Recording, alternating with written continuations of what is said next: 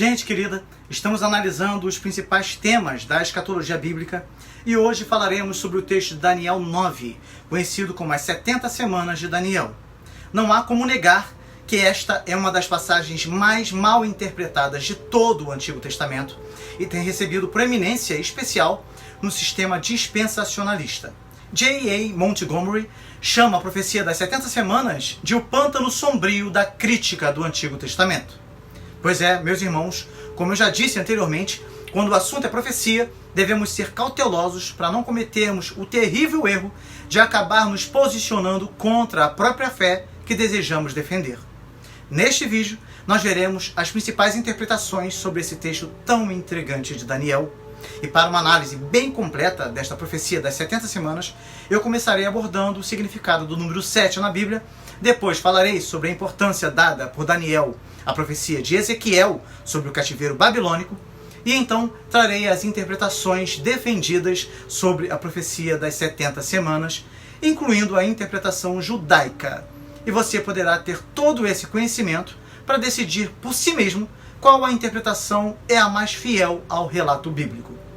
Antes de começar, eu só peço a você uma coisa: dê o like agora.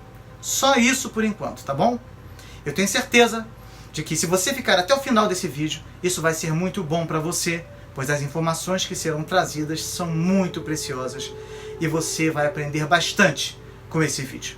O conhecimento é mais valioso que ouro e prata. É importante deixar claro, antes de qualquer coisa, que a palavra hebraica Shavuot, que é traduzida como semana, significa literalmente 7. O número 7 aparece muitas vezes na Bíblia. É o número de vezes que os filhos de Israel caminharam ao redor de Jericó com Josué. É o número de animais limpos que foram trazidos para dentro da arca por Noé. Jesus disse, eu sou, 7 vezes no Evangelho de João. Há muitas passagens que trazem esse número. Por que é que isso acontece? O número 7 era considerado divinamente perfeito pelos hebreus antigos, por ser um número que não podia ser dividido pelos números de 1 a 5 dos dedos, os números usados pelas pessoas simples para fazer seus cálculos. E esse número também era usado para fazer um juramento, como por exemplo, em nome deste número sagrado, eu juro que o seguinte acontecerá. É importante mencionar que Israel havia fracassado na observância do 7º dia, o dia de descanso, e isso também ocasionou o cativeiro babilônico. E no início do capítulo 9, vemos que Daniel tinha percebido que a profecia dos 70 anos de Jeremias estava perto de ser completada. Diante disso, estava ávido por obter alguma resposta de Deus sobre o futuro de Israel. E Deus respondeu a Daniel, apresentando um novo período de 70, conhecido como as 70 semanas. Não é interessante? Muito interessante, não é verdade? Então vejam só. O texto das 70 semanas, que na verdade deveria ser chamado de os 70 setes, começa no versículo 20. Porém, quando analisamos o início do capítulo 9, percebemos algo muito importante para a nossa compreensão desta profecia. O texto dos versículos 1 e 2 do capítulo 9 de Daniel nos diz que Dario, filho de Xerxes, da linhagem dos Medos, foi constituído governante do reino babilônico. No primeiro ano do seu reinado, Daniel compreendeu pelas Escrituras, conforme a palavra do Senhor dada ao profeta Jeremias, que a desolação de Jerusalém iria durar 70 anos. Note que Daniel estava estudando a palavra de Deus, mais precisamente os escritos do profeta Jeremias, quando descobriu que o cativeiro babilônico duraria 70 anos. E estando ciente disso, Daniel se voltou para o Senhor Deus com orações e súplicas, em jejum, em pano de saco e coberto de cinza. Ele se achegou a Deus com confissões de pecado, tanto os dele como os pecados do povo, e suplicou a Deus que restaurasse a sua cidade. Foi uma oração fervorosa e ele derramou o seu coração diante de Deus. E foi após a sua oração que ele recebeu uma grandiosa revelação sobre as 70 semanas que haveriam de vir sobre o seu povo. O texto nos diz que Gabriel veio voando rapidamente para onde Daniel estava e lhe disse: Daniel, agora vim dar a você percepção e entendimento. Assim que você começou a orar, houve uma resposta que eu trouxe a você, porque você é muito amado. O que o texto está nos dizendo é que a resposta de Deus foi durante a oração, ou seja, foi rápida, porque Daniel era muito amado por Deus. Daniel havia clamado a Deus e pedido urgência. E quem é que ora pedindo algo desejado que seja atendido muito tempo depois? Na verdade, ninguém. Normalmente oramos desejando obter nossa resposta o quanto antes. E no caso em questão, a resposta foi imediata e anunciada pelo anjo Gabriel, pelo arcanjo Gabriel, se você preferir. Note que a resposta de Deus excedeu qualquer expectativa que Daniel pudesse ter, pois ele pediu pela restauração de Jerusalém, mas Deus lhe deu algo muito maior do que ele havia pedido, revelando a ele o ungido, o príncipe, o Messias que haveria de vir para restaurar a cidade e trazer a salvação eterna para o seu povo. Isso aconteceu porque Daniel era muito amado. Esse é um ponto que devemos considerar, meus irmãos. A Bíblia é clara ao afirmar que o homem não pode se achegar a Deus baseado em seus próprios méritos e que as orações dos ímpios são abominação para Deus. Mas a Bíblia também nos diz que Deus se deleita nas orações dos justos. Se você estudar o livro de Daniel, ficará claro porque as escrituras sagradas deixam registrado que Daniel era muito amado. Desde muito jovem, Daniel fez as escolhas certas por amor a Deus, mesmo diante da morte iminente, e ele decidiu obedecer ao seu Deus e se manteve íntegro diante de tudo o que lhe era gratuitamente oferecido e de todas as adversidades pelas quais teve que passar. Ele conhecia a face amorosa do seu Criador. Então, do versículo 3 ao 19, o texto nos fala da nobre atitude de Daniel, que se voltou para o Senhor Deus, confessando que Deus é grande e temível e mantém a sua aliança de amor com todos aqueles que o amam e obedecem aos seus mandamentos. Daniel se incluiu nos pecados do povo. Ele reconheceu que também era culpado, que era juntamente com o povo ímpio e rebelde e que havia se afastado dos mandamentos e das leis de Deus. Ele não escondeu a vergonha que tinha pelo desprezo dado aos profetas e pela infidelidade do povo para com Deus. Ele reconheceu que Deus é misericordioso e perdoador, apesar da rebeldia dos homens. Ele afirmou que todo Israel estava transgredindo a lei e se havia se desviado de Deus, e por isso as maldições e as pragas escritas na lei de Moisés, servo de Deus, tinham sido derramadas sobre eles porque eles estavam pecando contra Deus. E Deus estava cumprindo as palavras faladas contra eles e contra os seus governantes, trazendo grande desgraça a todo o povo. Ele disse que debaixo de todo o céu jamais havia sido feito algo como o que foi feito a Jerusalém, e ainda assim eles não estavam buscando o favor do Senhor. O Senhor não hesitou em trazer desgraça sobre eles, pois o Senhor, o nosso Deus, é justo em tudo o que faz. Ainda assim, eles não procuravam ouvir a Deus. Após reconhecer a culpa que tinham diante de Deus, Daniel pediu que Deus afastasse de Jerusalém a sua ira e a sua indignação. Daniel disse algo muito impactante. Ele afirmou: Deus, não te fazemos pedidos por sermos justos, mas por causa da tua grande misericórdia. Senhor, ouve, Senhor, perdoa, Senhor, vê e age. Por amor de ti, meu Deus, não te demores, pois a tua cidade e o teu povo levam o teu nome. Que oração maravilhosa, não é verdade? Quantos ensinamentos! Deus conhece todas as coisas e não resiste a um coração quebrantado e sincero. Muitos insistem em orar a Deus como se Deus não soubesse de todas as coisas. Lê do engano. Deus resiste aos soberbos, mas dá graça aos humildes. Foi isso que Deus fez com Daniel. Deus ouviu e o respondeu. E o meu desejo é que nós possamos desenvolver essa intimidade que Daniel tinha com Deus. Amém, meus irmãos? Enquanto Daniel ainda estava em oração, Gabriel foi até ele, dizendo que lhe daria percepção e entendimento. Daniel deveria prestar atenção à mensagem para entender a visão. 70 semanas estão decretadas para o seu povo e sua santa cidade, a fim de acabar com a transgressão, dar fim ao pecado, expiar as culpas, trazer justiça eterna, cumprir a visão e a profecia e ungir o Santíssimo. Saiba e entenda que a partir da promulgação do decreto que manda restaurar e reconstruir Jerusalém, até que o ungido, o príncipe, venha, haverá 7 semanas e 62 semanas. Ela será reconstruída com ruas e muros, mas em tempos difíceis. Depois das 72 semanas, o ungido será morto e já não haverá lugar para ele. A cidade e o lugar santo serão destruídos pelo povo do governante que virá. O fim virá como uma inundação. Guerras continuarão até o fim e desolações foram decretadas. Ele fará firme aliança com muitos por uma semana. Na metade da semana fará cessar o sacrifício e a oferta de manjares, e sobre a asa das abominações virá aquele que causa desolação, até que a destruição que está determinada seja derramada sobre ele. É interessante notar que, bem diferente do entendimento judaico, esta profecia aponta para Jesus Cristo. O termo ungido é o mesmo usado para Messias, e a Bíblia nos diz que Jesus é o ungido de Deus. E ela também nos diz que Jesus cumpriu toda a lei e os profetas, pois exerceu o papel de rei, profeta e sacerdote. O texto nos diz que as 70 semanas têm o fim de acabar com a transgressão, dar fim ao pecado, expiar as culpas, trazer justiça eterna, cumprir a visão e a profecia e ungir o Santíssimo. Bem, o que isso quer dizer?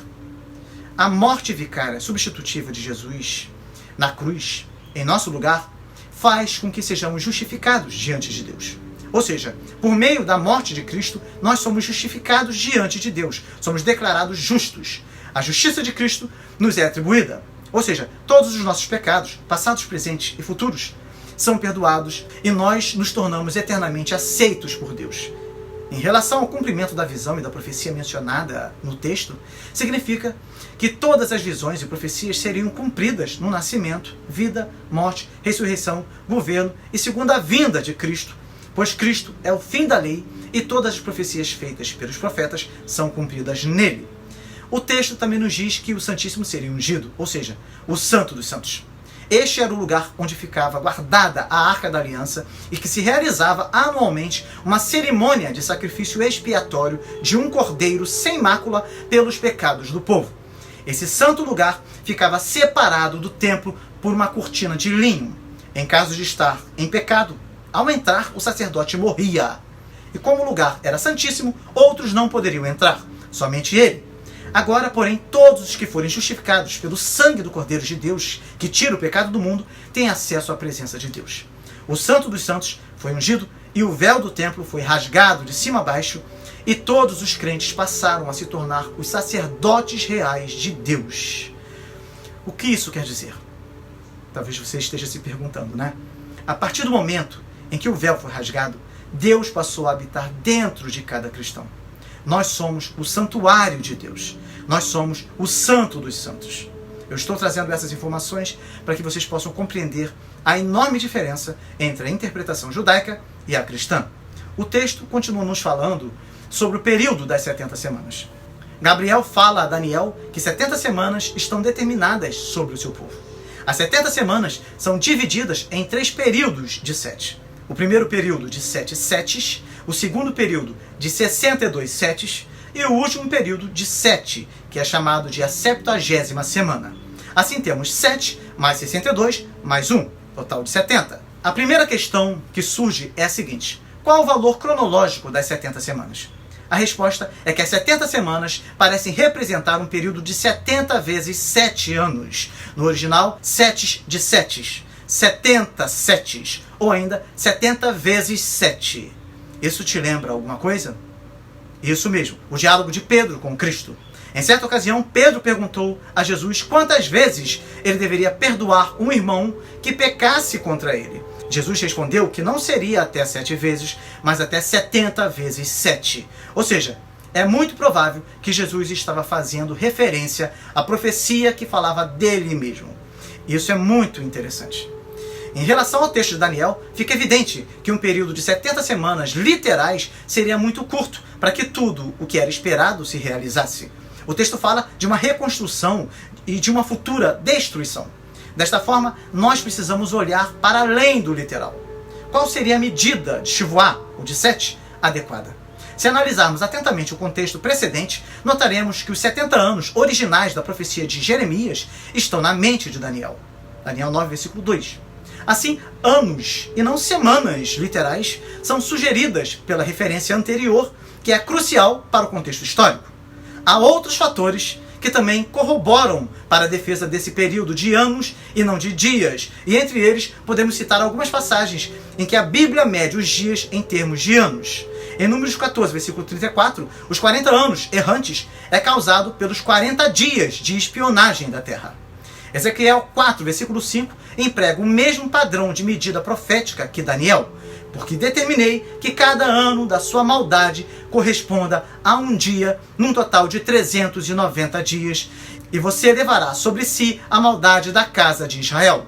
E em Daniel 10, versículo 2, ou seja, no contexto imediato seguinte, descobrimos que Daniel usa o termo Shavuá, que, como eu já disse, é traduzido como semana, mas que literalmente significa 7.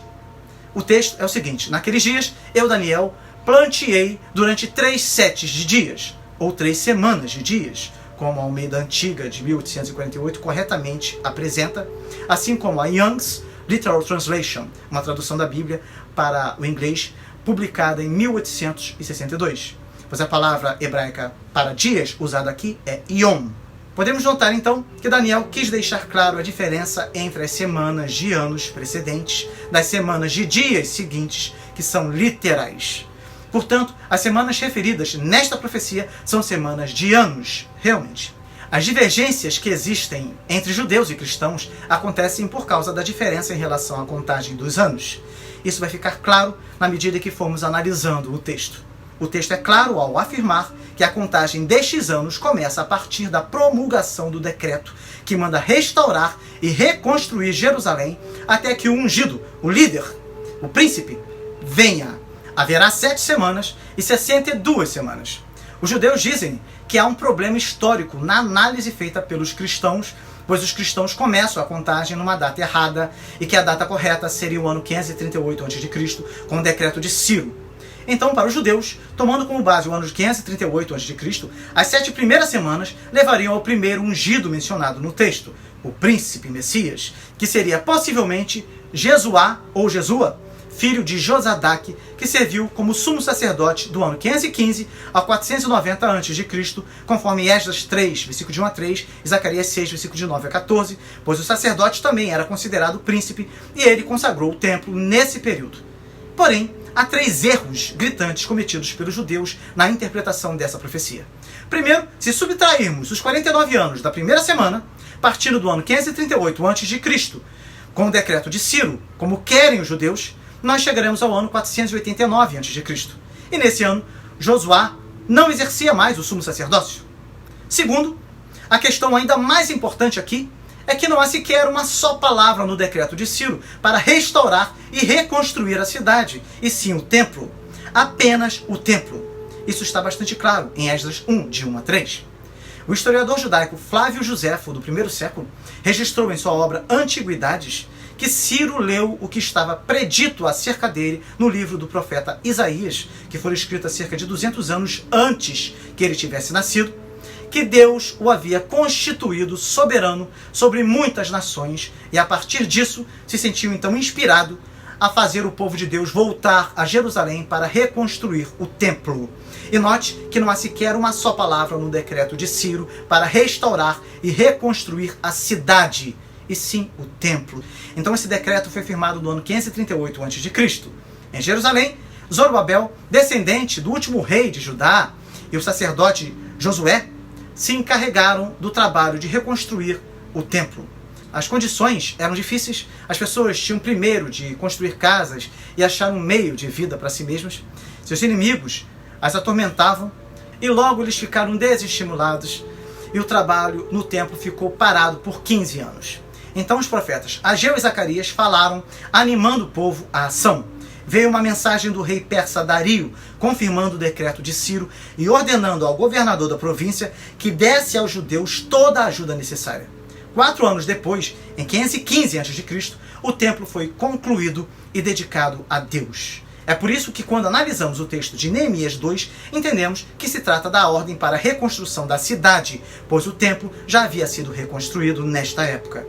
E esta ordem se deu em 457 a.C., no reinado de Artaxerxes. O terceiro decreto, ou ordem, que é dada por Artaxerxes no seu 7º ano, conforme Esdras 7, versículos de 7 a 8, não pode se referir ao templo, pois este já havia sido reconstruído.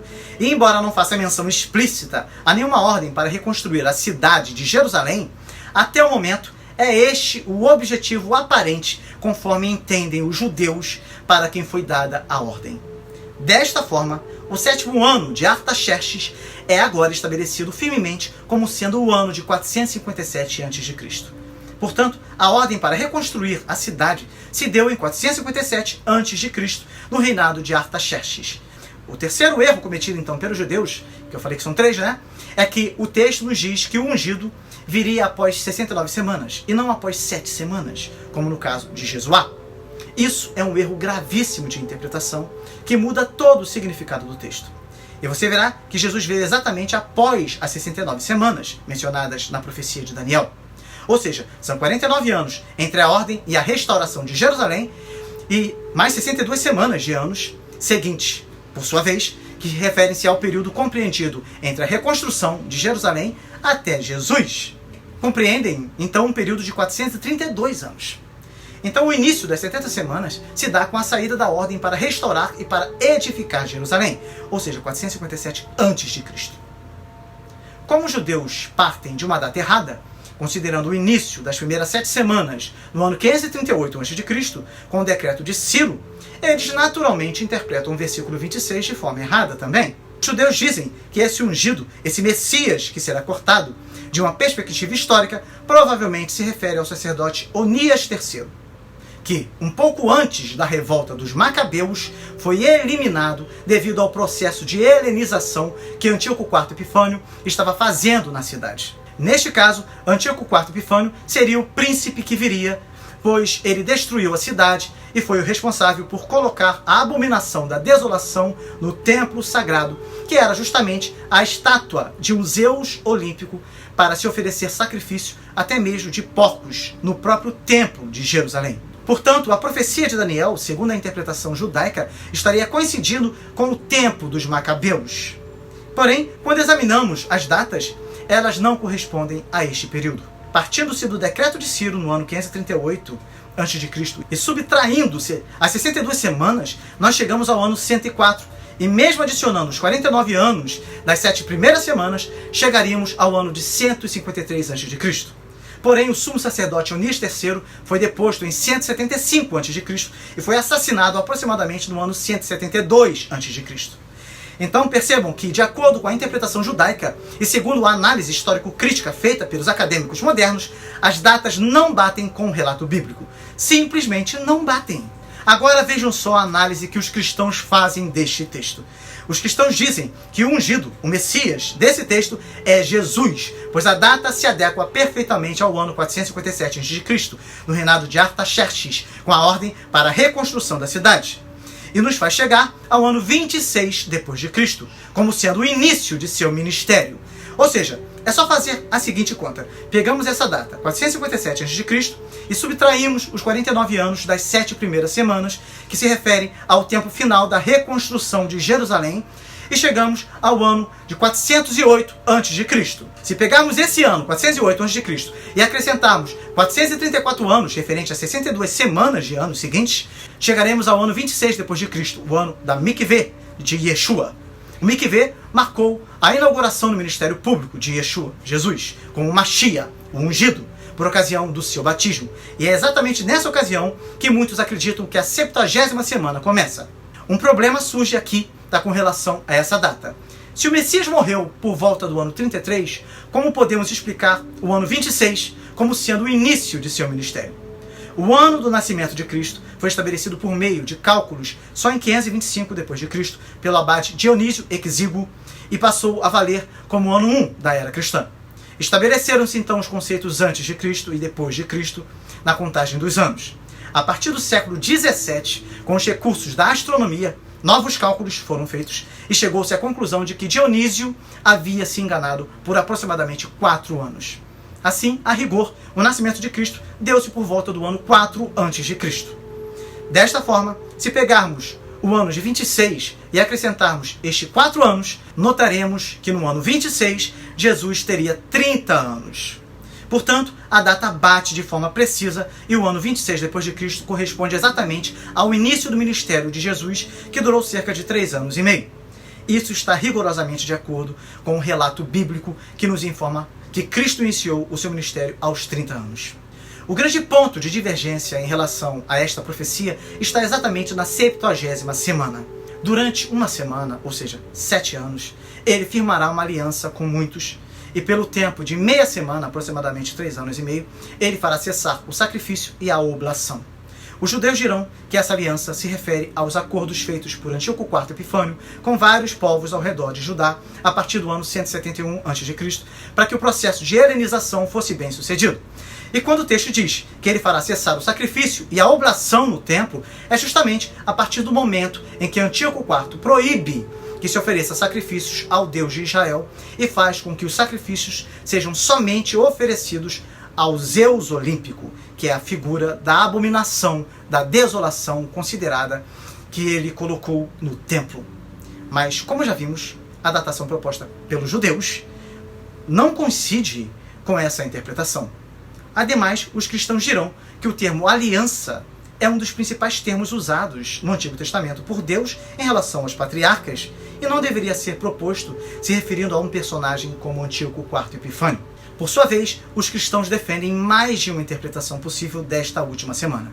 Na verdade, há alguns detalhes bastante diferentes em determinadas interpretações. De qualquer forma, eu trarei as 2 interpretações mais defendidas. De acordo com os pré-milenistas dispensacionalistas, ela representa, essa última semana, um lapso de tempo entre a primeira e a segunda vinda de Cristo. O intervalo da igreja, o chamado tempo dos gentios, sendo uma lacuna profética. Pois para eles, este período não é mais a história de Israel e a igreja é apenas um parênteses profético na história da humanidade. Ou seja, para eles, Israel é uma coisa e a igreja é outra, tanto no tempo como na eternidade. Mas os amilenistas, por exemplo, dizem que isso não possui base alguma nas Sagradas Escrituras. Os pré-milenistas dispensacionalistas creem que a 70ª semana foi adiada para o fim do mundo, ou seja, ela ainda está por vir. O que vocês acham? O amilenismo, que é a posição oficial da Igreja Reformada, não crê dessa forma, pois Gabriel indica claramente que o Messias seria morto durante aquela semana, essa última semana. Se a 70ª semana foi adiada, isso significa que o Salvador ainda não morreu. Imagina, não morreu por nós. Ainda estamos presos em nossos próprios pecados. Os pré-milenistas acreditam que quando o texto diz que a cidade e o lugar santo serão destruídos pelo povo do príncipe que virá, isso se refere ao anticristo e não a Tito. Creem também que o Ele, do versículo 27, aquele que fará uma firme aliança com muitos por uma semana, é o anticristo e não Cristo. Os pré-milenistas creem que o templo de Jerusalém será novamente reconstruído e haverá a volta dos sacrifícios no período da grande tribulação e que nesse templo o anticristo se assentará.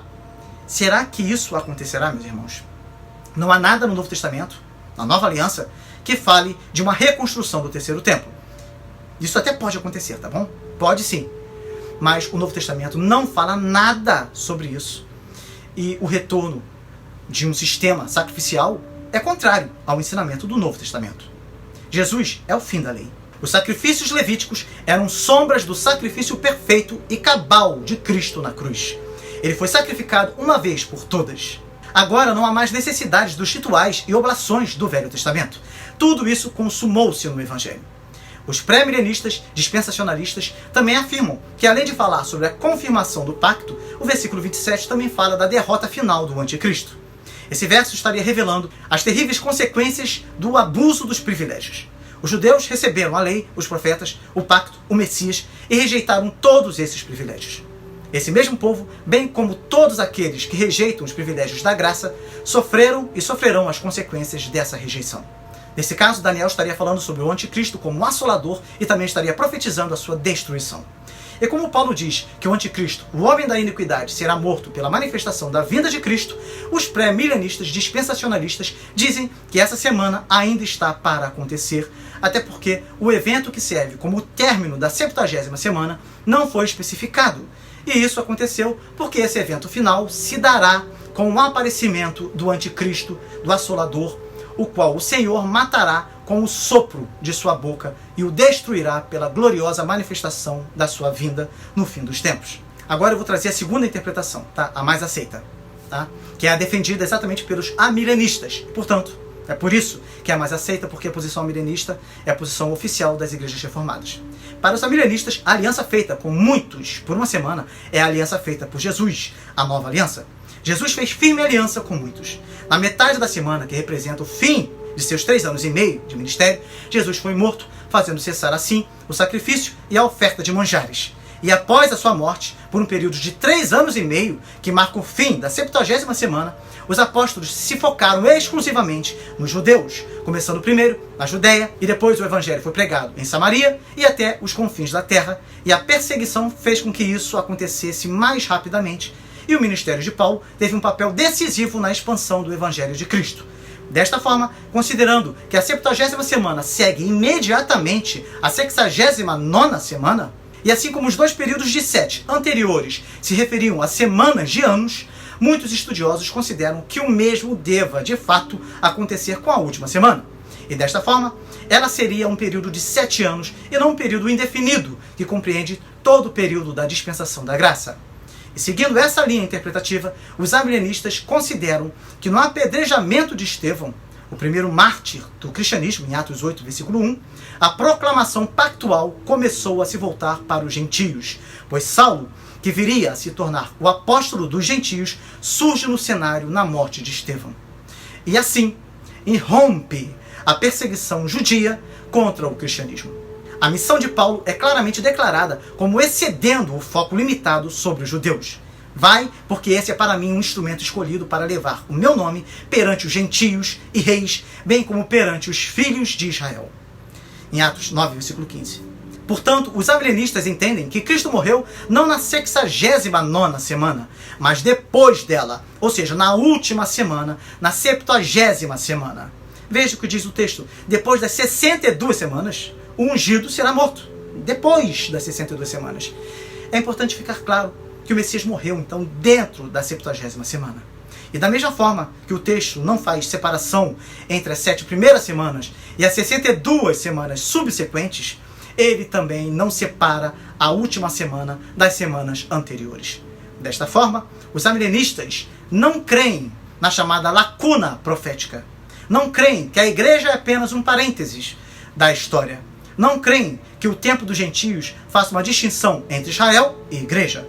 Como Paulo nos ensinou em sua epístola aos Efésios, judeus e gentios tornam-se um só corpo e um só povo, ou seja, uma só igreja, o novo Israel de Deus. Portanto, a igreja é formada por todo aquele que professa a fé em nosso Senhor Jesus Cristo, tanto judeus como gentios.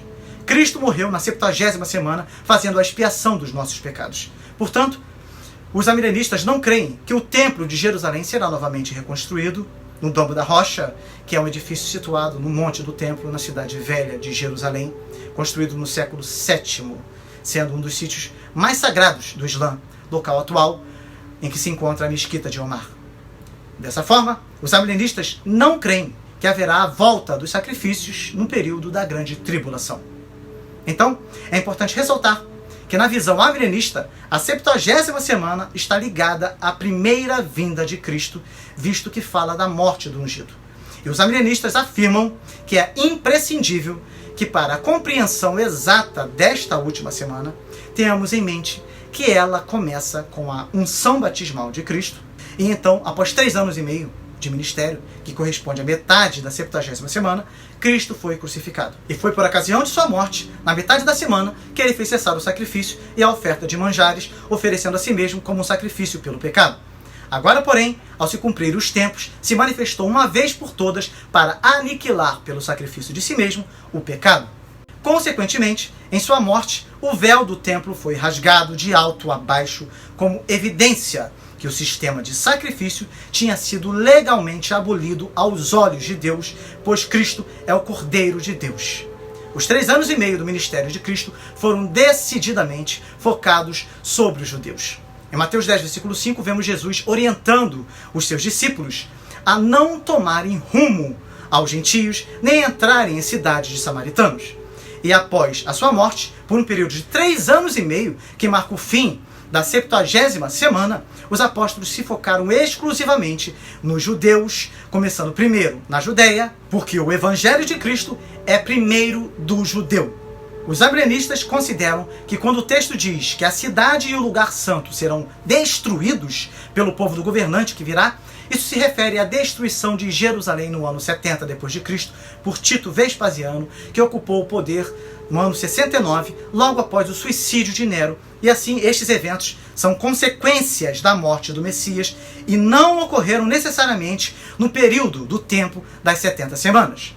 Eles são um adendo ao cumprimento do foco da profecia, que é declarado no versículo 24. 70 semanas estão decretadas para o seu povo e a sua santa cidade, a fim de acabar com a transgressão, dar fim ao pecado, expiar as culpas, trazer justiça eterna, cumprir a visão e a profecia e ungir o Santíssimo. Esses 6 acontecimentos são a chave interpretativa para que possamos ter uma melhor compreensão desta profecia. Todos eles foram cumpridos com a morte de Jesus Cristo.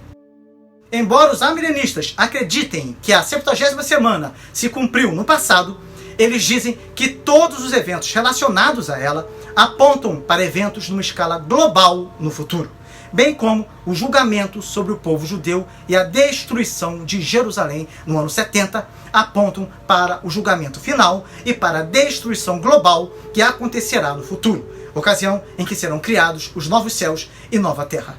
Neste caso, os 3 anos e meio de sofrimento do povo judeu com o cerco romano, ao fim do qual os judeus receberam o julgamento da parte de Deus por terem negado o Messias, estariam apontando para um período futuro de 3 anos e meio em que o mundo sofrerá com a grande tribulação, um período de sofrimento nunca antes visto na história da humanidade, ao fim do qual se dará a volta visível de Cristo sobre as nuvens para o julgamento do mundo inteiro e para o estabelecimento do seu reino eterno.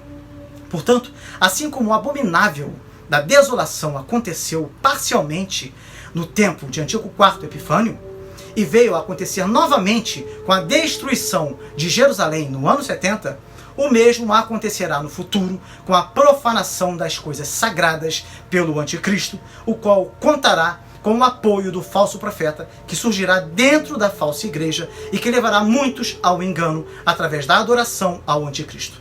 Esta é a interpretação da Igreja Reformada. Interpretação que eu também defendo. Qual a sua interpretação? Qual a interpretação você acha que é a mais fiel às Sagradas Escrituras? Jesus chorou sobre a cidade de Jerusalém porque ela não conheceu o tempo da sua visitação. O povo rejeitou o Messias e as consequências foram devastadoras. Que o Senhor converta os nossos corações para que estejamos atentos ao tempo de sua visitação e que sejamos cheios do Espírito Santo e assim cumpramos o nosso papel de sermos testemunhas fiéis nesta maravilhosa obra de redenção da humanidade. Chegamos ao final de mais um vídeo. Eu peço que vocês deem o like de vocês, se não fizeram isso ainda, e vocês compartilhem esse vídeo para que mais pessoas possam ser abençoadas, tendo a oportunidade de estudar a Bíblia e a história do cristianismo em ordem cronológica aqui conosco no canal. Que Deus te abençoe muito e até o próximo vídeo, com a graça de Deus.